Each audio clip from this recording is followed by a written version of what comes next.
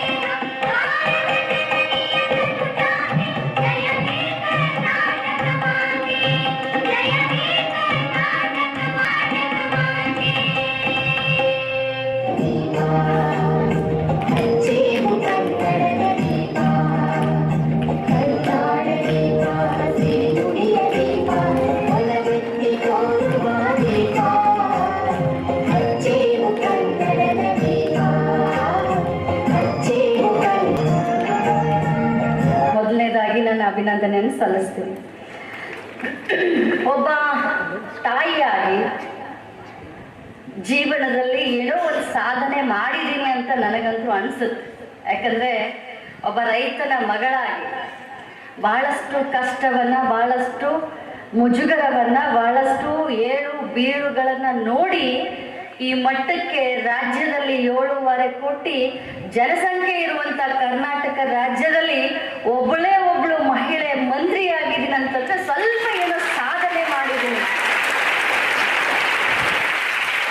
ಅಂತ ನನಗಂತೂ ಅನಿಸುತ್ತೆ. ಅದು ಸಮಾಜಕ್ಕೆ ಬಿಟ್ಟಿದ್ದು, ನನ್ನ ಮಕ್ಕಳಿಗೆ ಬಿಟ್ಟಿದ್ದು. ನಾನು ಇಷ್ಟೇ ಹೇಳಲಿಕ್ಕೆ ಇವತ್ತು ಬಂದಿದ್ದೀನಿ.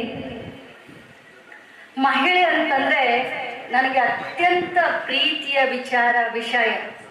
ನನಗೆ ನನ್ನ ಫ್ರೆಂಡ್ಸು, ನನ್ನ ರಿಲೇಟಿವ್ಸ್ ಎಲ್ಲರೂ ನನಗೆ ನನ್ನ ವಿಚಾರಧಾರೆಯನ್ನು ಕೇಳಿ ನಾನು ಫೆಮಿನಿಸ್ಟ್ ಅಂತ ಹೇಳ್ತಾರೆ. ಹೌದು, ನಾನು ಭಾಳ ಅಭಿಮಾನದಿಂದ ಹೇಳ್ತೀನಿ, ಎಸ್ ಐ ಆಮ್ ಫೆಮಿನಿಸ್ಟ್.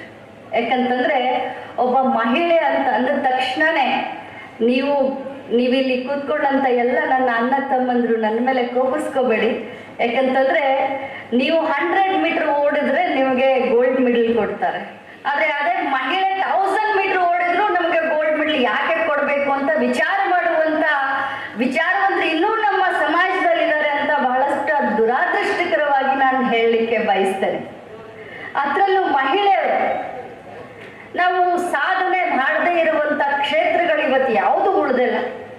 ಬೇರೆ ಎಲ್ಲ ಮಹಿಳಾ ವಿಚಾರ ಸಂಕಿರಣದಲ್ಲಿ ಮಹಿಳೆಯರ ವಿಚಾರ ಬಂದಾಗ ಪ್ರಸ್ತುತ ಭಾಷಣಕಾರರು ಎಲ್ಲರೂ ಅದನ್ನೇ ಹೇಳೋದು, ನಾವು ಈ ಕ್ಷೇತ್ರದಲ್ಲಿ ಮುಂದಿದ್ದೀವಿ, ಶೈಕ್ಷಣಿಕ ಕ್ಷೇತ್ರ, ವೈಜ್ಞಾನಿಕ ಕ್ಷೇತ್ರ, ಕ್ರೀಡಾ ಕ್ಷೇತ್ರ ಎಲ್ಲದರಲ್ಲೂ ನಾವು ಮುಂದಿದ್ದೀವಿ, ನಾವೆಲ್ಲೂ ಹಿಂದಿಲ್ಲ ಅಂತ ಪ್ರತಿಯೊಬ್ಬ ಭಾಷಣಕಾರರು ಅದನ್ನು ಸಾಮಾನ್ಯವಾಗಿ ಹೇಳ್ತಾ ಇರ್ತಾರೆ.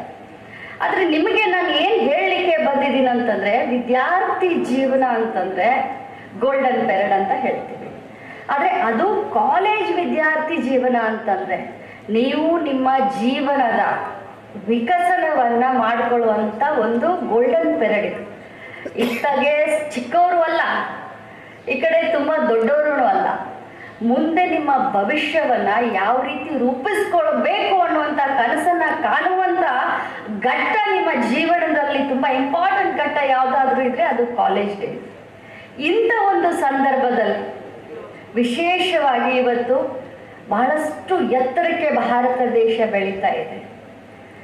ಈ ಒಂದು ವೈಜ್ಞಾನಿಕ ಯುಗದಲ್ಲಿ ಕಾಂಪಿಟೇಷನ್ ಬಹಳಷ್ಟು ಇದೆ. ಯಾವ ಮಟ್ಟಕ್ಕೆ ಕಾಂಪಿಟೇಷನ್ ಇದೆ ಅಂತಂದರೆ ನಮಗೆ ಗೊತ್ತೇ ಆಗಿರೋದಿಲ್ಲ ನಮ್ಮ ಪಕ್ಕದವರು ಯಾವಾಗ ನಮ್ಮನ್ನು ಹಿಂದೆ ಹಾಕಿ ಮುಂದೆ ಹೋಗಿರ್ತಾರೆ ಅಂತ. ಆದರೆ ಮಹಿಳೆಯರ ಒಂದು ಗುಣಧರ್ಮ ಇವರೆಲ್ಲ ನಮ್ಮನ್ನು ಏನು ಹೇಳಿ ಮಾಡಿದ್ದಾರೆ ಅಂತಂದರೆ 3 ಕುಲಾಯಿಗಳು ಒಂದು ಕಡೆ ಕೂಡೋದಿಲ್ಲ ಅಂತ ಹೇಳ್ತಿರ್ತಾರೆ.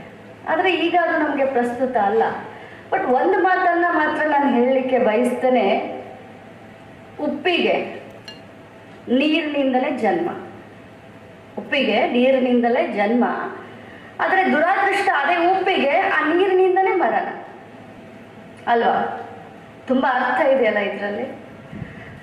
ನಾವು ಮಹಿಳೆಯರು ಒಂದಾಗಿರೋದನ್ನ ನಾನು ಇಲ್ಲಿ ಬಂದ ತಕ್ಷಣ ನಮ್ಮ ಕುಲಪತಿಗಳು ಒಂದು ಮಾತನ್ನು ಹೇಳಿದ್ರು, ಇದು ಮಹಿಳಾ ಗೀತೆ.